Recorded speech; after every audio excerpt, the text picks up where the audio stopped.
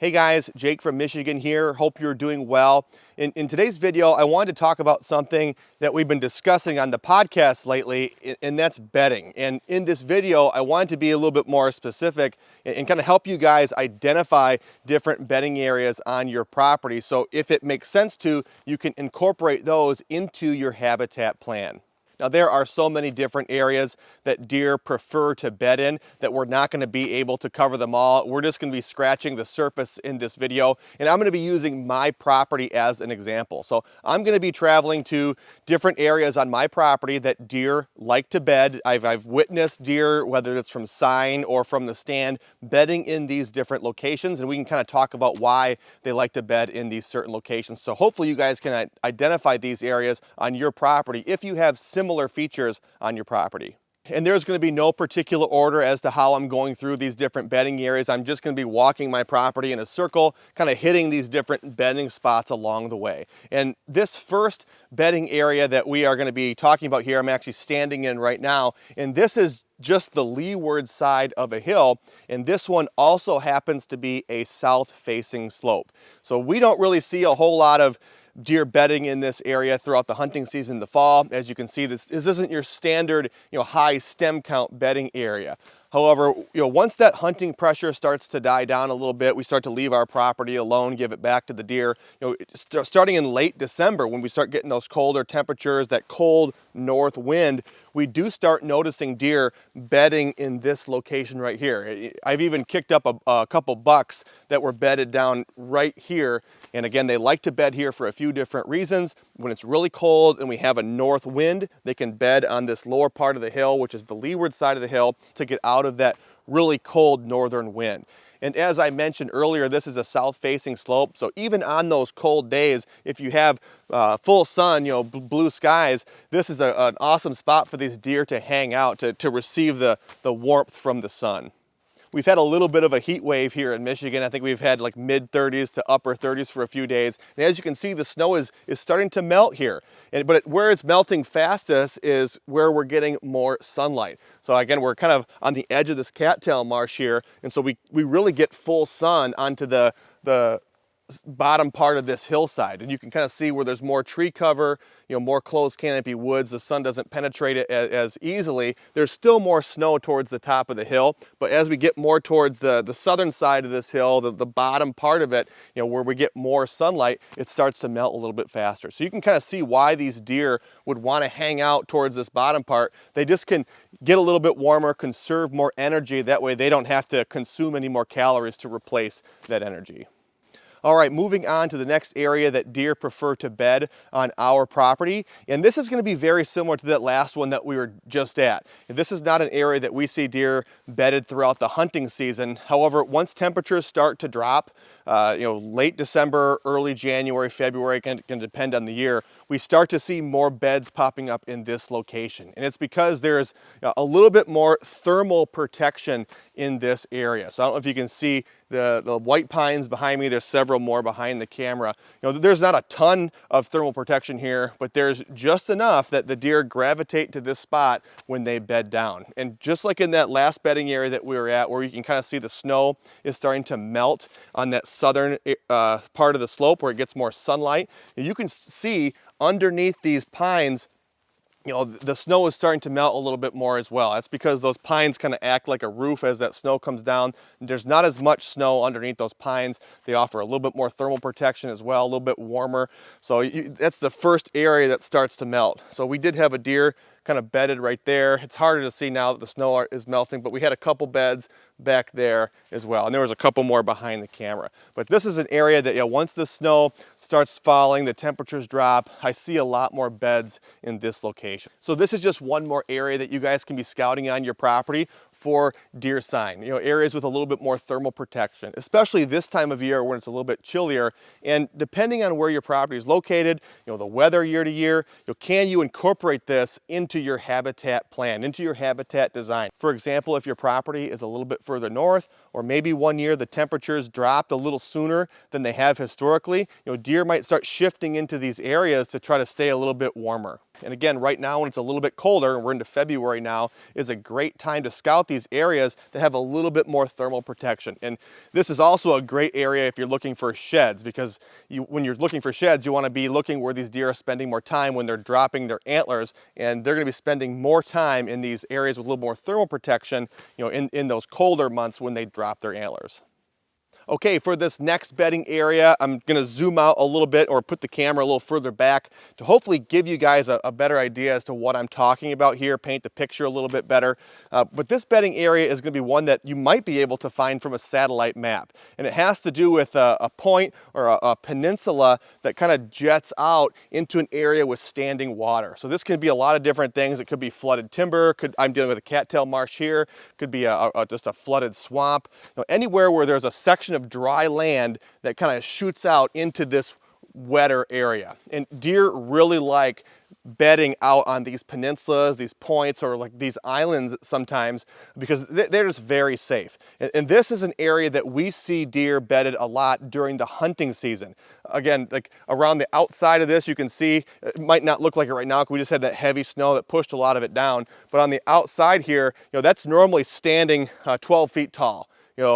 And over here we got cattails, that's normally pretty tall. We have these tag alders in here. They could be doing better. I've got these maples that if I wanted to really improve this area, I could take these maples down, get more sunlight in here, take these tag alder cuttings and just start shoving them in the ground, just get more stems around the exterior of this little peninsula here. But in the middle here, it's nice and wide open. The deer have a lot of different spots they can bed down. They are really safe here. There's not a lot that's gonna come sneak up on deer on this little peninsula here. There's a lot of different escape routes. They just really love to bed on these little islands or these points that extend into standing water. So that's something that if you have on your property, definitely go check it out. I'm staring at 3 to 4 different rubs right now.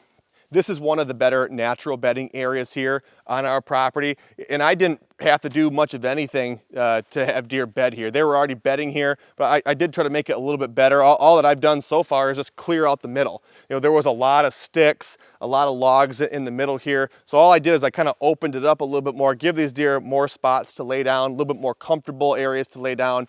And again, I think I mentioned this before, I can enhance it even further by taking down some of these maples. I got a couple over there, like just to get more sunlight in here, just to let these tag alders explode more along the perimeter here, just to give more screening cover around the outside. And while I will probably take these maples down sometime this off season, it's not a huge priority just because the deer are already using this. And again, this is something that you can find on a satellite map a lot of times. This is a bigger one where you can absolutely see it from a satellite or from a drone, but there are smaller ones that you can't. And so what I would recommend you doing is if you have an area with a flooded swamp or maybe a cattail marsh, just walk the edge of it. And every once in a while you're going to see a trail or maybe some rubs leading into a drier area, maybe a little island.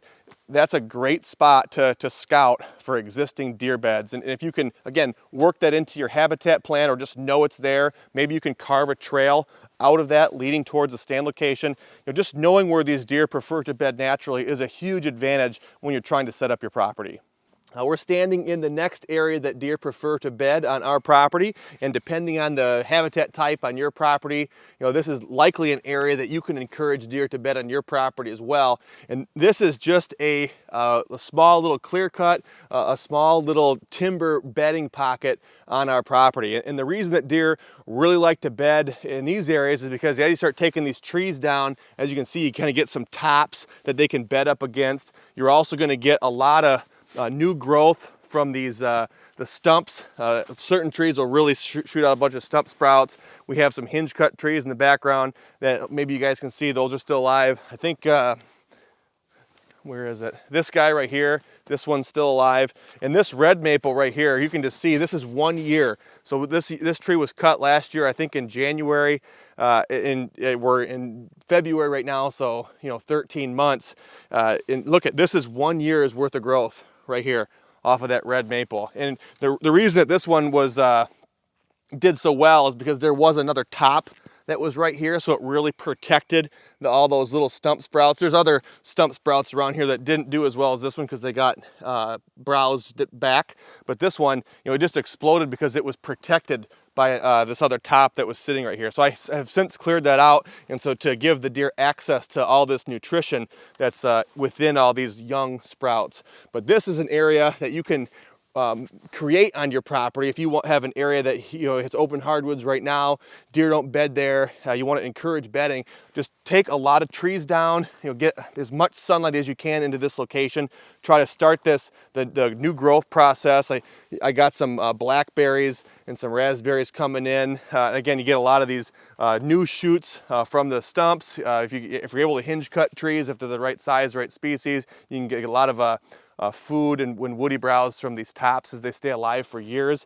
And then you're just gonna get a lot more new growth again because you expose the area to sunlight. So whatever's in the seed bank, it's just gonna start coming up from the ground. But again, this is just another area that deer prefer to bed on our property. And the biggest difference between this area and some of the other ones that we are gonna go to in this video is this area did not have deer bedded in before the cut. So this was open hardwoods. Deer did not bed here. They just walked from one side of my property to the other through this area. But now that there's more cover on the ground, we have more food on the ground, going to have a lot more food in the next couple years, deer are going to continue to bed in this location, and we can anticipate them bedding here, so we kind of know how can we access around the area, what stands should we be using for different times of day. It just makes the deer movement on your property that much more predictable when you can really narrow down where are these deer going to be bedded during different parts of the season.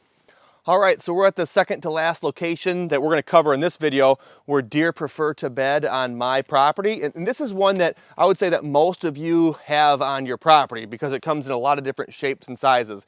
And that's really anytime you have habitat change. And habitat change can, again, be a lot of different things. It could be elevation change. It could be an area that's maybe a little bit wetter compared to an area that's drier. It could be an area that's thicker, right next to an area that's more open. There's a lot of different ways we can have habitat change. And a lot of times deer like to bed right on the edge of that habitat change. So in this instance, we have kind of a swamp back there, not just a cattail swamp, but to kind of tag all, there's cattail, there's some autumn olive in there.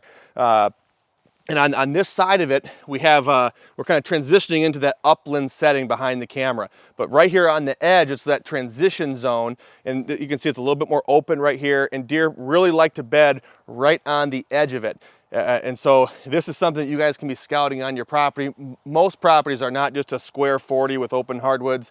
Most people have some sort of edge on their property, but again, it's going to vary depending on your area, your property. But just try to look for edge and walk that edge. You'll a lot of times find trails that work with that edge, but you're also going to find areas along that edge that deer prefer to bed. And then if it makes sense to incorporate that or enhance it by opening it up, clearing out the sticks, or maybe adding a little bit more cover in here. If it makes sense with your habitat plan, just work that into it somehow. Like if it doesn't work, if you have to access through an area like this, and maybe you can try to destroy the bedding area as well. But it's always good to know where are these deer preferring to bed on your property. And this is something that you guys can hopefully find on your property, anywhere where you guys have habitat change, because deer really like to bed along those edges. And last but not least, the final area that we're going to cover in today's video where deer prefer to bed on my property would be in the interior of a thicker swamp. So we were just kind of on the edge of that swamp. I brought you to a different area now where we can actually kind of see more of it. During the fall, this is one of the areas on the property that deer really prefer to bed down, along with that point or that peninsula that kind of juts out into that cattail marsh, along with the timber bedding cuts that we have done on the property. Those are other areas that deer prefer to bed during the fall, during the hunting season. And even though it might not look very thick right now, during the fall, you can't see 20 yards into that swamp, which is why a lot of deer prefer to bed down in there during the hunting season as the hunting pressure starts to increase. A couple things for those of you guys that do have swamps on your property and you plan on going in there to scout for deer beds, whether that's to plan on stand locations or maybe you want to go in there and to enhance those deer beds to increase the usage. Just understand that the entire swamp is not created equal. There are going to be spots within there that deer prefer to bed in over others. Depending on the property, depending on the swamp, that could be 30 acres of really thick, dense cover. On this property here, this one's not very big. It's only a couple acres in size, and I have another one behind the camera that's a little bit larger. But even with scouting a swamp that's only a couple acres in size, I can be more effective with my time, with my scouting, by just identifying certain things. And the biggest thing to keep in mind with swamps is just try to find that high ground. Depending on the type of swamp that you have on your property and depending on the amount of rainfall that you get, you might have areas of that swamp that are flooded.